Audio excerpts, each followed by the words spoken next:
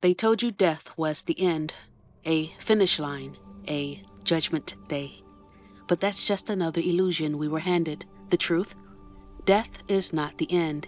It's a door. And many of you have already brushed past it in dreams, in deep stillness, in the moments you surrendered completely. Some of you have even crossed it more than once without knowing. When you die, you don't float straight into heaven. You pass through what we call the void, a realm of silence, darkness, and formlessness. No time, no body, no mind, just space. This is 0 point, the space between lives, the cosmic womb. It holds the blueprint of all lifetimes, all remembrance. Most souls move through the void unconsciously, but for those who enter it aware, something powerful happens. You access ancient wisdom, not through books or deities, but through direct knowing. You remember who you were before Earth. You feel the truth of your essence, and you begin to understand your current mission. Here's what they didn't tell you. You don't have to die to enter the void. You can access it while alive through deep meditation, ego death, astral travel, sensory deprivation, fasting, heartbreak, moments of complete stillness.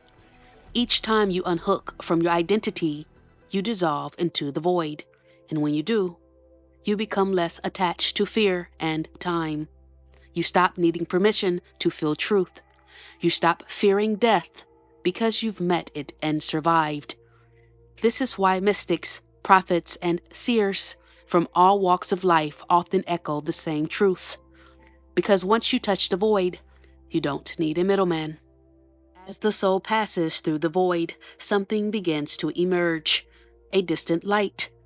This light isn't a place, it's a frequency. It radiates the essence of unconditional love, truth, and full remembrance. To some, it appears as a tunnel. To others, it may take the form of a deity they believed in, Jesus, a loved one, an angel. But what you're really seeing is your own resonance with Source. It reflects your most intimate belief about what home feels like. And if you're ready, if you're willing to let go of your old self, you move into it. But not everyone does. Here's where it gets complex. There are souls who, even in death, never reach the light. Not because they were punished, but because they weren't ready to let go. They clung to their ego. They feared judgment. They expected hell.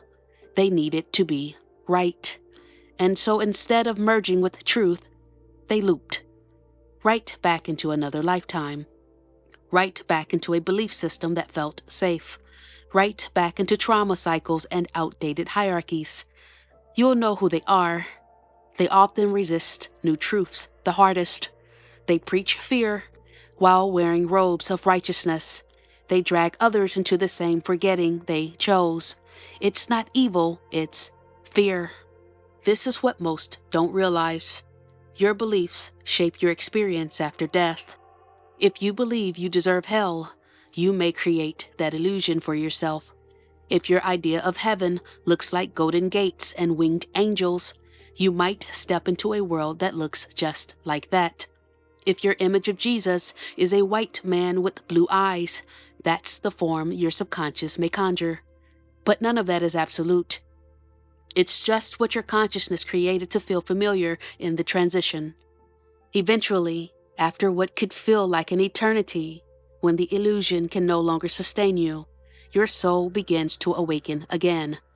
You start to question. You look around your self-created heaven or hell and wonder, is this all there is?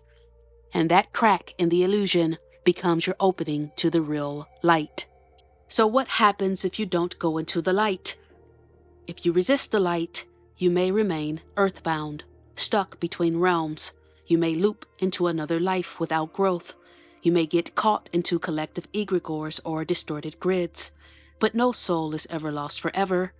The light will wait. It always does.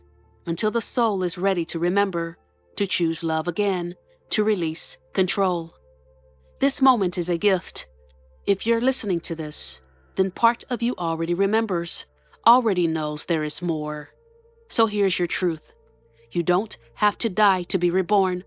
You don't have to suffer to remember. You don't need permission to access what already lives inside you.